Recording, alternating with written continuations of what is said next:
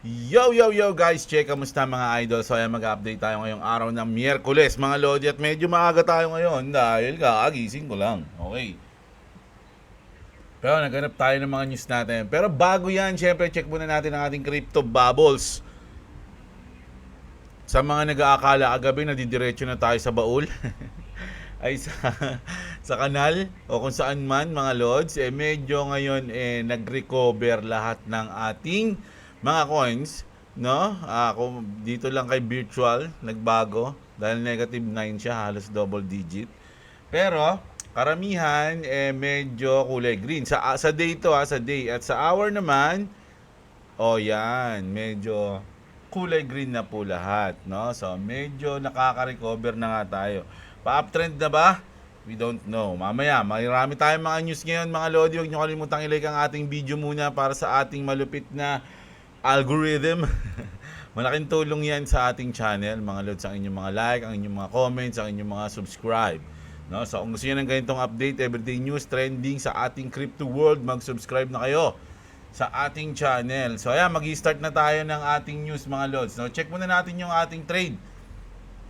So kung kahapon ay nung mga nakaraan nag 11,000 tapos naging 6,000.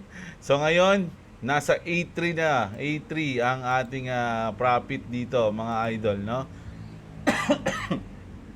Mamayang madaling araw magkakaroon tayo ng malupit na volatility. So baka mag-trade tayo sa Bitcoin. Sa Bitcoin tayo nagtitrade. Ito kasi position trading tong XRP ko dito. So hindi ko yan gagalawin.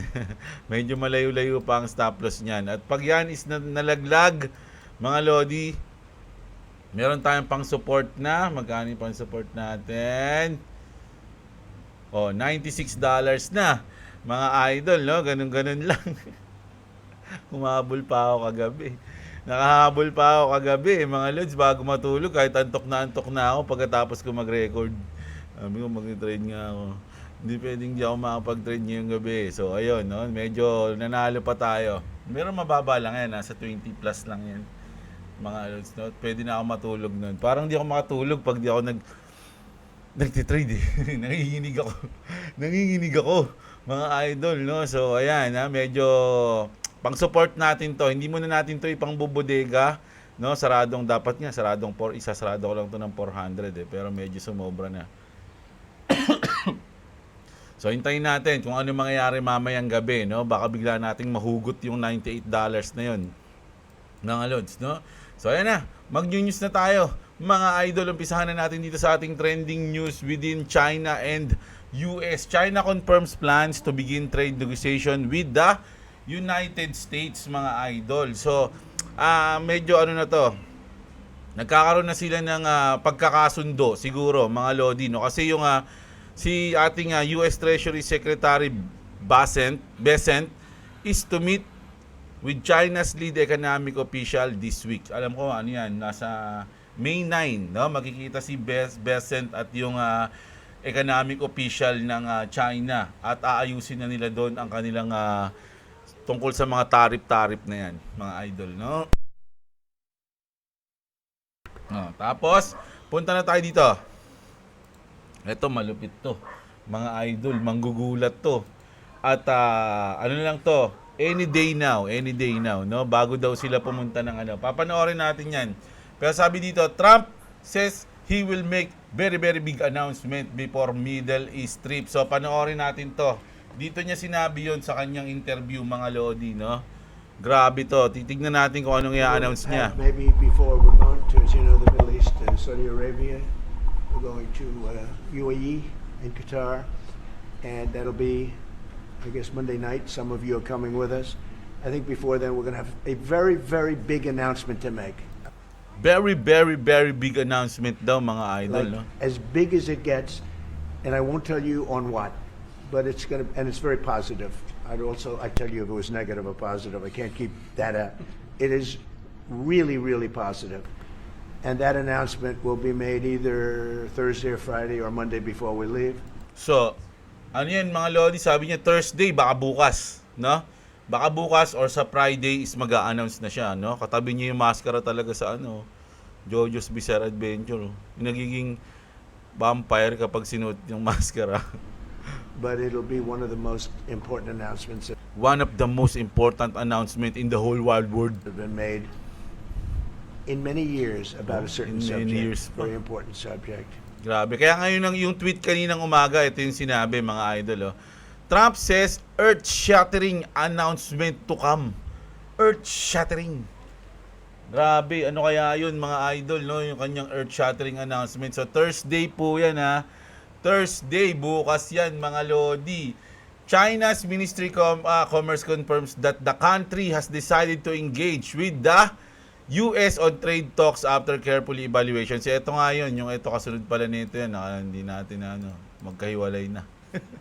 Basta yan, mag-uusap si Basent at si Vice Premier He Lifeng. Ayan, si He Lifeng will meet with the US Treasury Secretary Basent in Switzerland pala yan on May 9. Kaya pala nalaman ko na May 9 kasi nabasa ko na to kanina. So ito naman. Ito, ano to mga idol medyo ang ganda ng news na to. Hindi lang sa Bitcoin kasi ito parang specific nila rito eh. Sabi dito, New Hampshire become the first US state to pass a strategic Bitcoin reserve into law. Grabe yan mga lodi, big deal to. Mga idol, sa totoo lang, no, napakaganda nito para sa Bitcoin. Authorizing the treasurer to purchase the world's largest digital asset directly or through an ETP. So eto mga idol yung parang papeles. Pero ito yung dito, ito yung catch. Ito yung catch. May catch dito mga lodi kasi sabi nga ni Croatian tama ba? Hodl. Sabi niya dito, why is there a part saying that any other asset can be bought? No, hindi ibig sabihin hindi lang Bitcoin, which is larger than 500 billion market cap. Why not exclusively Bitcoin reserve? So gusto niya kasi Bitcoin lang. Gusto ko pare Bitcoin lang. Bakit meron pang ganyang kondisyon? Dito yan mga lodi, no? Top tier digital asset authorizes reserve purchases of Bitcoin or any. Ayan pinakamalupit dyan mga lodi. Yung or any. Or any digital asset with a market cap above 500 billion. Pero sa ngayong araw na to, today, that's only Bitcoin. So ngayon kasi ang nasa 500 billion market cap lang is Bitcoin, no? So sa ngayon siya pa lang pwede, no? Oh, 'di ba? Sabi ngayon dito, may sumagot sa kanya dito no? Ba't di lang Oh, ba't di lang Bitcoin sabi dito? So they can buy XRP this year. Kasi this year daw magiging 500 billion yung market cap ng XRP. Naniniwala ba ito? Pero ito, anyway, good news yan sa Bitcoin mga lodi. Sa ngayon sila pa lang yung pwede dyan. Sa Hampshire lang naman yan. Hampshire, no? Yan, kumbaga ngayon Bitcoin pa lang yung may 500 billion market cap mga idol. But soon, syempre meron na mga susunod dyan mga lods, no? So ito naman, traders made. Ito medyo negative to, ewan ko, no? O insider to. Ito dapat yung mga tinatamaan ng law na ipapasa natin, yung regulation na ipapasa natin, no? Dito nakalagay, traders made 100 million on Melania Trump meme coins by buying minutes before her announcement. So ang nangyari, nakita nila na merong mga trader na bumili ng Melania bago i-announce ni Melania na yung coins niya. A group of traders reportedly bought 2.6 million worth of Melania just before the January 19 launch, no? Timing the buy right ahead of her social post. Bago i-post ni Melania yung kanyang coins, meron ng mga bumili worth of 2.6 million. So, matik na yan, insider yan, mga lodi. Baka nga siya rin yan Baka nga kamag-anak niya yan, o anak niya yan, o kung sino man yan. Ganito dapat yung mga iniimbestigahan at ma-prevent na to sa mga susunod na pag pumasa na yung ating regulation, no? Yung law natin sa crypto. So marami talagang tatamaan na mga coins pag pinasa na yon mga idol. So ingat-ingat, dapat alam niyo yung mga coins na tinatayaan nyo. Baka kasi pag nilabas yung regulations, mawala lahat, maraming coins ang mawawala. Sabi nga ni Brad Garlinghouse, di ba, 99% ng mga coins is mawawala, mga idol, no? So, ayun. So, ito naman. Ito na yung ito na yung bukas ay mamaya, no? Ito na yung mamayang madaling araw. Polymarket users predict 98% chance the Fed keeps rates unchanged tomorrow. So, mapopost lang. Hindi tataas or hindi bababa. Do you think that the slim 2% chance could actually play out, mga idol? No, tandaan nyo, may i-announce si Trump ng Thursday.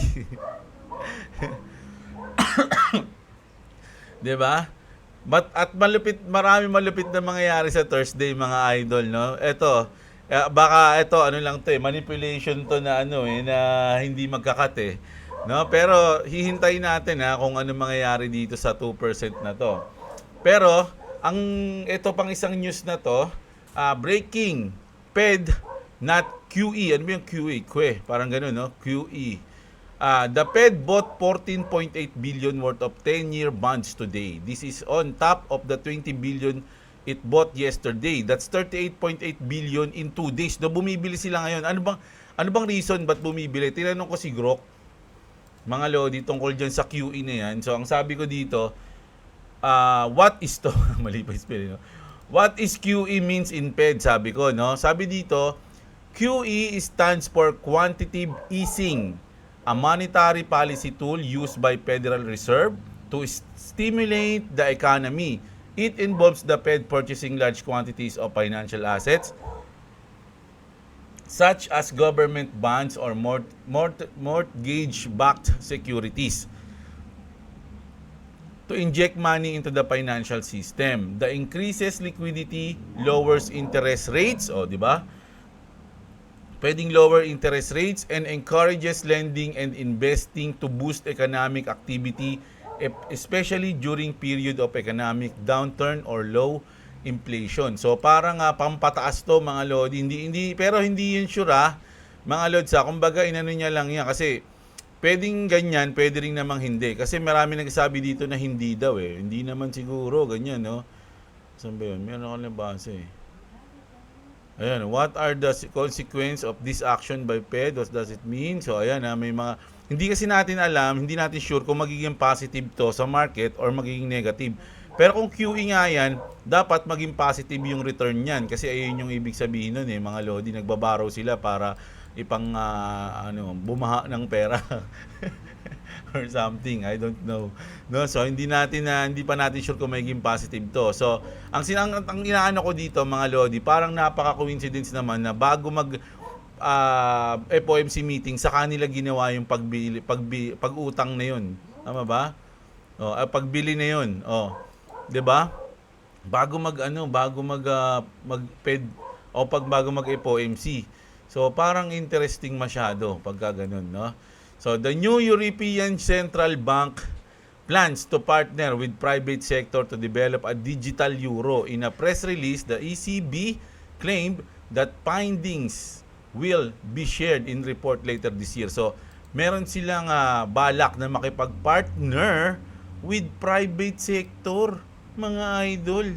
Sino kaya yung private sector na yan? Nag-uumpisa ba sa R yung pangalan niyan, tapos nagtatapos sa E? Ripple. Alam niyo naman yung European Central Bank, mga lodi, medyo tropan dikit ng Ripple yan, mga lods, no? So, hindi natin sure, pero syempre, parang napaka-obvious na. Pero sabihin natin, hanggat din hindi pa nangyayari, hindi pa tayo sure kung sino man yan, no? Pero parang obvious na nga, sabi nga, di ba? So, eto nga yung Thursday, mga lodi. Bukas, no? Yung 589, mga idol, Thursday is a 589, no? Sabi nga nila, they will flip the switch. Pero sabi naman ng iba, hindi yung flip the switch, hindi yung literal na pag pinlip lilipad si XRP, ganyan. Parang ang sinasabi kasing flip the switch, yung talagang mag-i-start na yung adoption ng XRP sa lahat, sa global. So, hindi natin alam kung ano yung sinasabi nila rito, pero maraming panoorin yung mamaya si Extrabad, pinaliwanag niya tong 589 ngayong Thursday. Ay Freaking Love Thursday, who is ready for sampan. So parang ang daming pwedeng mangyari, 'di ba? No, yung sa Fed, yung announcement ni Trump. Yung malupit na announcement niya, earth-shattering announcement niya eh. Earth-shattering announcement to come. Mga Lodi, ayun na ba yun? Ayun na ba yung mamaya na ba yun? O bukas? Sa atin kasi bukas eh. Mga Lods eh. So abangan natin to. No, wag tayo masyadong sumuko. Sa tingin ko nga itong haba na to na wala man lang wala man lang ano no, wala man lang pump etong simula kasi ito yung start ng pump eh. November pa. No, November 5 pa. Saka lumipad mga idol. Tapos from there, nag-stay na tayo sa $3 to $2, no? Ayun yung parang ano natin eh, parang range eh. Nag-range tayo ng 3.3 to 1.8. No, parang ganun yung range natin. Ang tagal na natin diyan, November, October, December, diba? January, February, March, April, May. Ang tagal na natin dito sa range na to. Oh, parang ganito, sobrang tagal din, no. Dito, ang tagal din dito nun, eh. Oh, 0.5, nagbabad, lumipad, nagbabad. Oh. So, ito na, hintay na natin kung anong mangyayari dito. Mga Lodi, no? So, ngayon na ba yung araw na yon? Thursday, bukas na ba yon? Mga Lodi. So, alam na natin, hintayin natin yan. Mga Lods. As ito naman, Ripple, RLUSD stablecoin, meron sila nga, nag-live na sila sa Gemini. Trading deposit and withdrawals now open, no? Sa, tagal naman sa BitGet ng RLUSDT. No, BitGet, come on. Alam ko nga pinag-uusapan nyo na yan, no? Ilabas nyo na ang announcement, mga Lodi. The Ripple ecosystem just took a massive leap forward. Gemini has officially listed RLUSDT, Ripple's USDT-backed stablecoin, and trading deposit and withdrawals are fully enabled. No, why this is big? First major US exchange listing. No, ibig sabihin yung sa US, ito yung unang-unang nag-list yung Gemini sa RLUSDT, no? RLUSD pala. Sorry, walang T. Now is live on a fully regulated US-based exchange. Kumbaga, regulated kasi yung Gemini. So, walang kakaba-kaba mag-trade doon. So, ang ganda nun dahil andun na yung RLUSD. Giving the stablecoin its first mainstream trading rail, Gemini's stamp of approval adds serious institutional weight. So, para sa akin, dahil na-approve na to sa Gemini, sunod-sunod na yan, mga idol. No? Marami nang susunod dyan. Sunod na dyan siguro si BitGet at kung anik-anik pa. No? Marami na yan, mga Lods.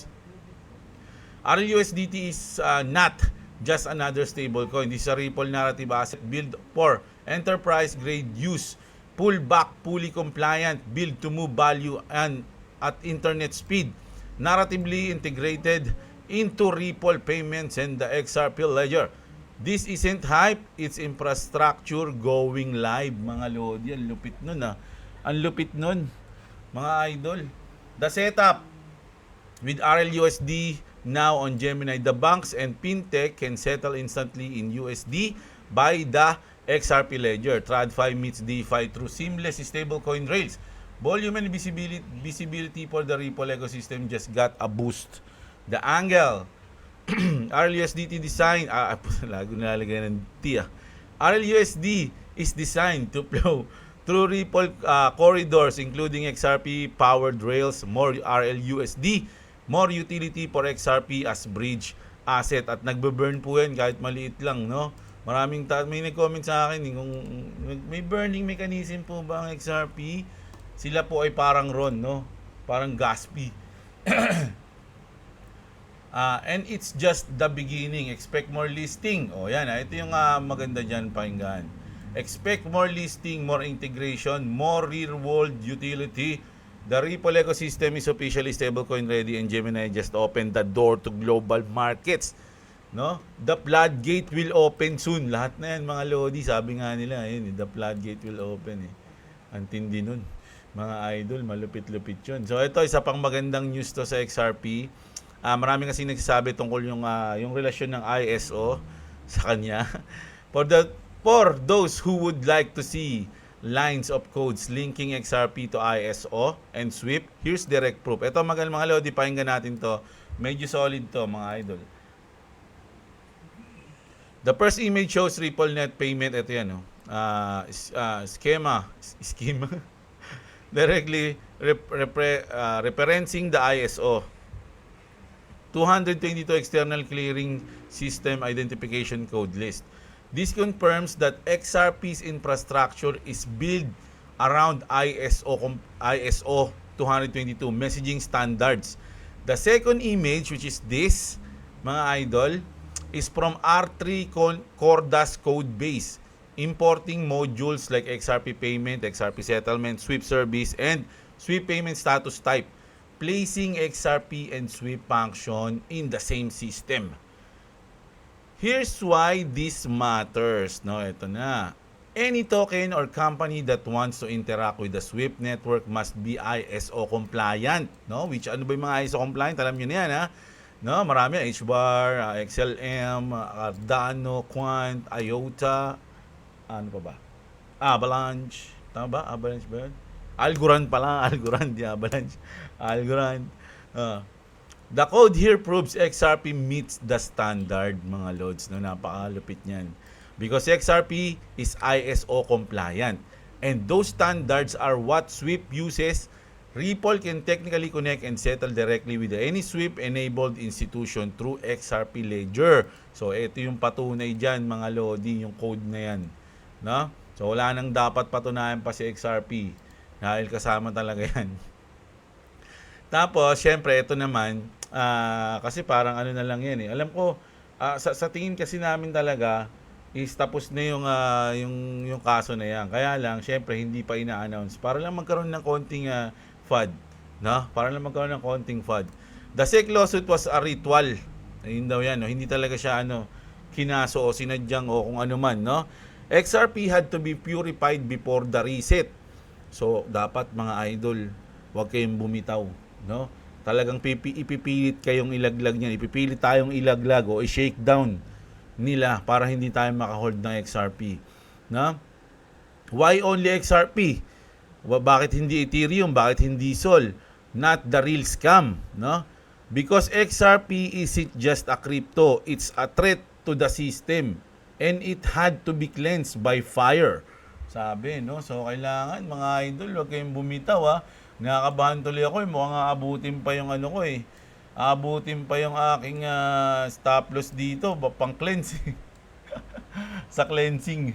Oh, cleansing, plonk, pak, abay lipad. GG tayo, mga idol, no? So, okay yung bibitaw, ha? Sabi ko nga sa inyo, may pang-suporta naman tayo doon kung sakaling malaglag yan, mga lods. No? Oh. The SEC didn't sue XRP for project to protect investor, no? Hindi talaga yun yung pinaka-goal nila. They sued to delay retail tayo, to inject FUD, to halt momentum, to buy time for the real players to accumulate in silence, no? Yung mga gusto talaga, no? Yun talaga yung balak nila niyan. Tayo kasi hindi baga parang ano diyan, hindi dapat kayo eh. Dapat kami. Ganun yun sa kanila, no? Ethereum was blessed by Hinman, no? Yung Hinman nila. Solana gets a free pass despite outage. Luna collapse. FTX was a Ponzi scheme. But XRP was chosen, no? Why? Sabi niya dito, why? Baka sabihin nyo, invento ko lang yan, sabi ni Pompeius, no? Because XRP is the infrastructure layer, the one coin that actually threatens SWIFT, correspondent banking, payat monopolies, IMF dependency. Mga lodi, ayun yung mga may threat. Kumbaga, kinakabahan sa Ripple yan, sa XRP. The lawsuit was never about illegality. It was about timing.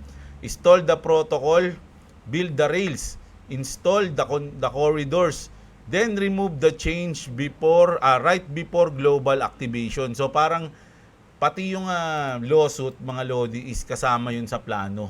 Parang ganun yung nakikita ko dito. Sinasabi niya, no? Yung lalaliman natin, parang ganun eh. Di ba? Kumbaga, sige, ano kami, pansin nyo, simula nung, kahit na nung,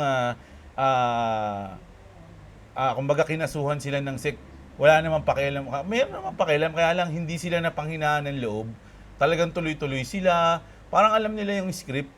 Okay lang yan, makasama yan eh. Parang ganun, di ba? No, XRP had to be purified, to be made compliant, to be baptized in FUD and emerge bulletproof. Because only a cleansed protocol can carry the weight of the reset, no mga lodi. Ilang beses na nating napakinggan yung reset na yan, no? While retail panic, banks joined RippleNet. CBDC pilots launch. ISO 222 testing expanded and XRP kept moving behind the curtain. Now, you think this was a loss? It was a ritual, a controlled trial to separate signal from noises, to forge XRP into a regulatory approved rail for the next monetary empire. Mga lodi, kumbaga, bago talaga to. No, New World Order. Ayun yung mga napapanood natin sa mga YouTube, no? New World Order, babaguhin yung financial system. Puta, ito na pala yun. Meron pala tayong hawak nun, mga lodi, tas bibitawan lang natin, ganun-ganun lang. Papayag ba kayo nun? No? XRP had to pass through fire before it could replace the dollar. Now the fire is over. The rails are laid and the empire is ready. No, wala na, tanggal na yung kaso. Parang ayun yung pinaka-gate para ma-open yung door. You weren't witnessing a lawsuit, you were witnessing ascension. From rebellion to infrastructure, from outlaw to standard, from Pompeius to Jeblo, join the war council before the next trial begins. So ayun yung sinabi nila, mga lodi, no? They want you angry, they want you fed up, they want you gone. Move onto the blockchain and crypto. The US equity market is being intentionally held down for this long. So ayan, mga lods, no? Anong masasabi nyo dyan? Papayag ba kayo na malaglag o umalis kayo sa XRP? Kaya nga sabi, di ba, kung alam nyo ang totoong mangyayari sa XRP, kung pinag-aralan nyo, hindi nyo ipagdadasal na mag-pump si XRP. Ipagdadasal nyo na bumaba siya para makapag-accumulate pa kayo ng marami. Dahil once na lumipad si XRP, nako, mahirap na, mga lodi. Mahirap na nga bumalik dyan sa mga ganyang price. Baka imposible na. So, ayun, grabe yung news natin. At abangan natin yung announcement ni Trump, yung earth-shattering announcement, mga lodi. Abangan natin yan. At syempre, mamayang madaling araw, mag-ready na kayo ng kape, mga isang pitchel, no? Para magti-trade tayo mamaya. Grabe, nakaka-excite. Parang gusto ko na mag-trade pagtapos nito, no? Pero mamaya. Pero baka mamaya madaling araw, ubos na yung pang trade ko. Matalo na ako ngayon, So hindi, abangan natin mamaya. Sana mag-ano si Boss Robo. Robo, mag-trade tayo mamaya, mga idol, no? Manood kayo kay Stock Tambay, live na nagte-trade yon si Boss Robo Coins. Napakahusay nun, marami kayong matututunan doon pagkatapos nyo manood sa na kayong pro. Pro Tambay. Pro Tambay lang, mga lodi. Tayo ay mga Pro Tambay na kamembro natin. Kamembro tayo ni Stock Tambay na si Boss Robo Coins, no? So basa muna tayo dito. Para sa akin, hindi naman big deal ang pagbibigay ng BAT ni BBM. Kung yun ang makakabuti sa Pinas. Kung si Trump nga nagpataripa Okay lang yan, mga lodi, kaya lang kasi nakikita naman natin yung mga politiko dito sa atin. Ayun lang, no? Iba naman sila sa atin mga lods Kasi sa atin nakikita natin kumbaga wala lang tayong magawa, no? Pakubaya. Kaya lang mga tanga-tanga yung mga mga Pinoy. May pinost ako kanina. Follow nyo ako sa Facebook para makita nyo yung iba nating mga post na hindi ko na nasasama dito sa video. Andiyan yung link ng Facebook ko sa description Sa mga naghahanap ng Facebook ko. Papalaw lang, huwag nyo akong i-add. Kasi pag in-add, mga lodi, medyo na may limited lang yung friends So kailangan follow nyo na lang ako. Ganun din yun. Parang ganun din yun, mga lods, no? Lods, pwede ba mag P2P sa'yo worth 2K USD kahit TRC, increase mo na lang yung rate P? Ba't sa akin, kung gusto, okay lang pala sa'yo mag-increase ng rate P, ba't di ka na lang sa P2P? Sa BitGet, napakabilis lang naman yan, mga idol. No? Mabilis lang yan. Hanapin mo lang din yung... may mga limit naman din kasi doon yung mga ipi-P2P mo. 2K meron doon. Meron ngang 500,000 doon Nagpapalit mga idol Pag nasa BitGet ka P2P, legit naman yon, mga idol, no?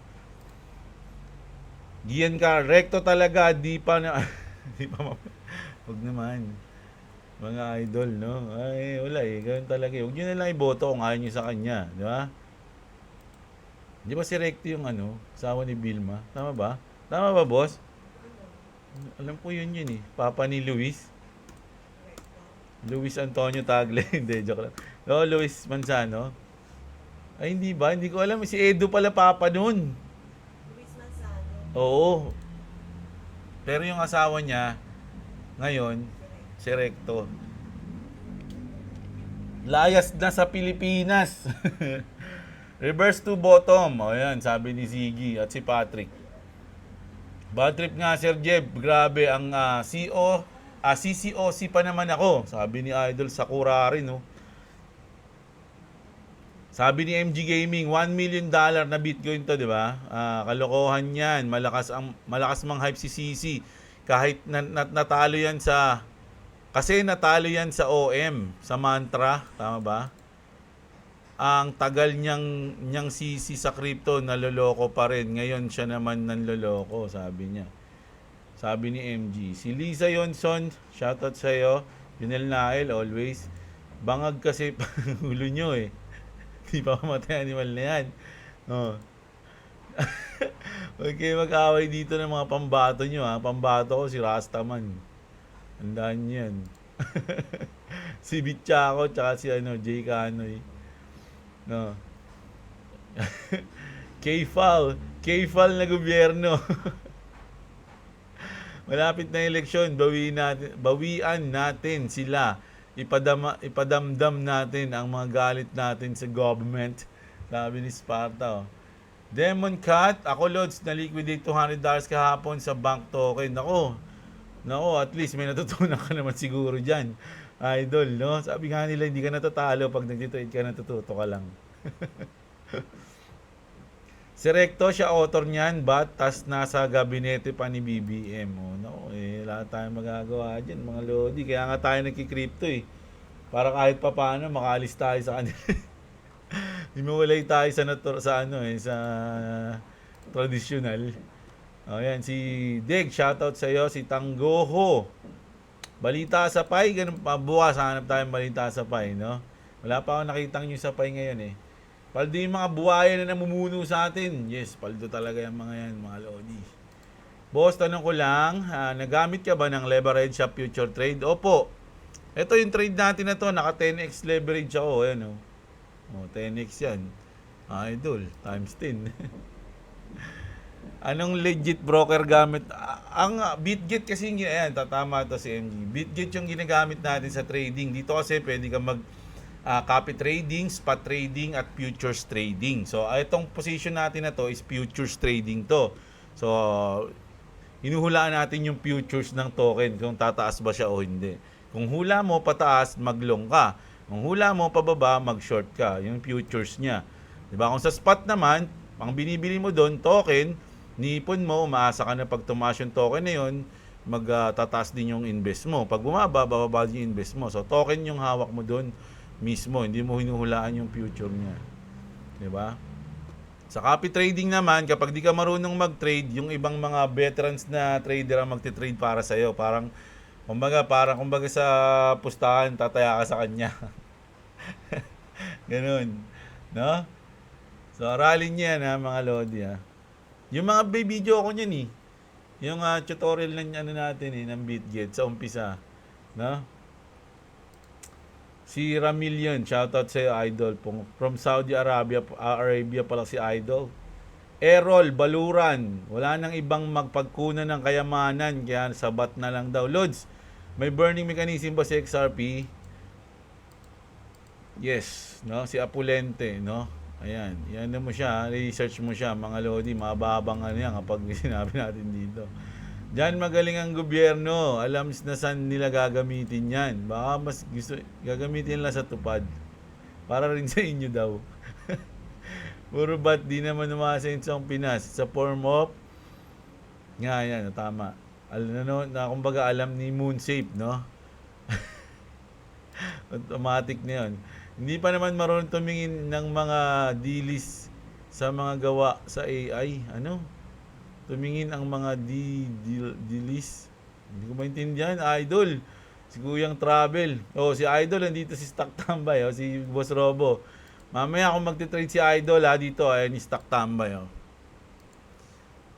Ayan, punta lang kayo dyan. Kahit na hindi siya, kahit na kung gusto nyo matuto ng medyo trading, ng mga trading talaga, panoorin nyo yung mga live niya kahit na hindi siya live ngayon. Yung mga past live ni Boss Robo, panoorin nyo yan mga lods. Marami kayong matutunan dyan. Kasi habang nag-trade si Boss, si Idol, may mga nagtatanong sa kanya. So, kung yung mga tanong na yun, for sure, gusto nyo ring malaman yung mga sagot doon.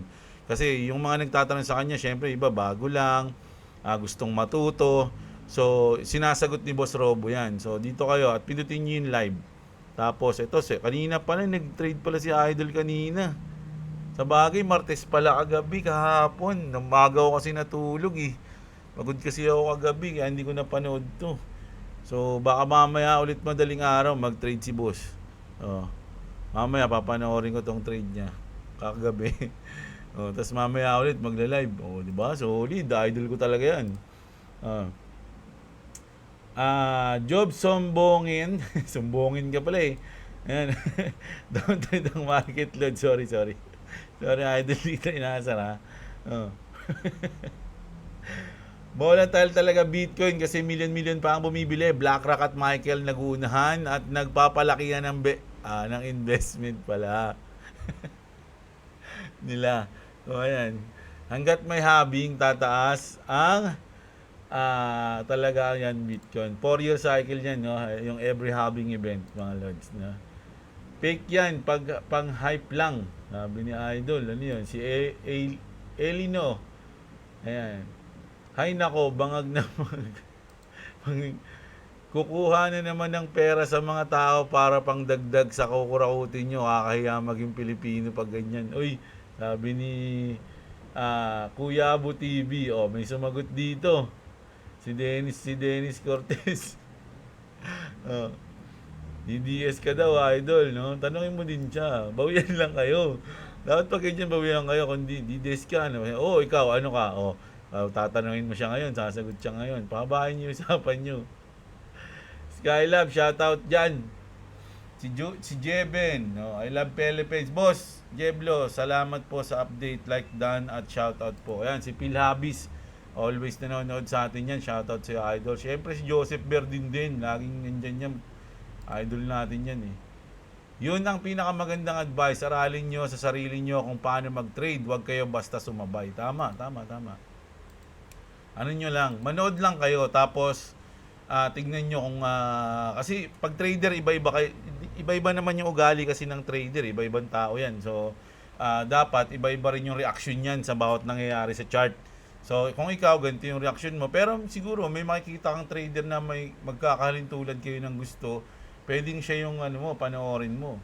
Pero at least sa mga ibang trader may nakuha ka na, may natutunan ka na, o may nakuha ka ng technique, parang ganun. Choy, lagay mo sa rep, Choy. Sa freezer, Itama mo na yan. Talamak na nga. Pag nanakaw nila, di pa sila nakontento. Naglagay ng panibagong bot para nakawin nila ulit itong si Marcos. Gutom na gutom sa pera ng taong bayan. Ano ba ninakaw sa'yo? Wala atang ninakaw sa kanya. Di kayo. Yan, magkalabang kayo. Ako yung taga-yo-yo nyo. Ba't na naman, sabi ni Joel Cruz. Kaya pala nakangiti na naman si Reg sa picture. Smiling face, Pulahan, sabi ni Bato Kulani. Ninoy Taduran, bili lang ng bili. 1,500 out of 2,000 2K XRP target ko, load. Sana kayanin pa. Nako, congratulations agad sa'yo, Ninoy Taduran. Ano na naman ba pinagagawa naman, wala na talaga. Pati si Big D, galit na. Yung bot, tingin ko, hindi inflation, kundi dahil sa tariff. Walang ibang magbabayad niyan, kundi consumers. Pwede yan, sabi ni Anonymous. Teke na lang ulit, boss. Kaya lang, nihintay ko yung bagong update May bagong karakter na alam mo. Sana si Lay na yun. Pag hindi pa si Lay, tapong ko na ng taking. Inip na ako sa kanya. Ayaw pa lumabas. Yan na nga ba yung huling comment ko sa'yo? Lods, yari tayo dyan. Baka pati mga crypto masali dyan. Kailangan nila ng pondo ng gobyerno. Baka kailangan nila ng pondo sa eleksyon. Ganun ba yun? Si Clavis naman, ito, idol natin to lagi ito, no? Oo, ngayon medyo maaga tayo ngayon, idol ha. Lahat na lang nilagay nila ng VAT pero yung tax na nakuha hindi naman na papakinabangan ng bansa. Mahal na nga ang mga bilihin nilagyan pa nila ng VAT, yung mga ginagamit ng mga pangkaraniwang tao.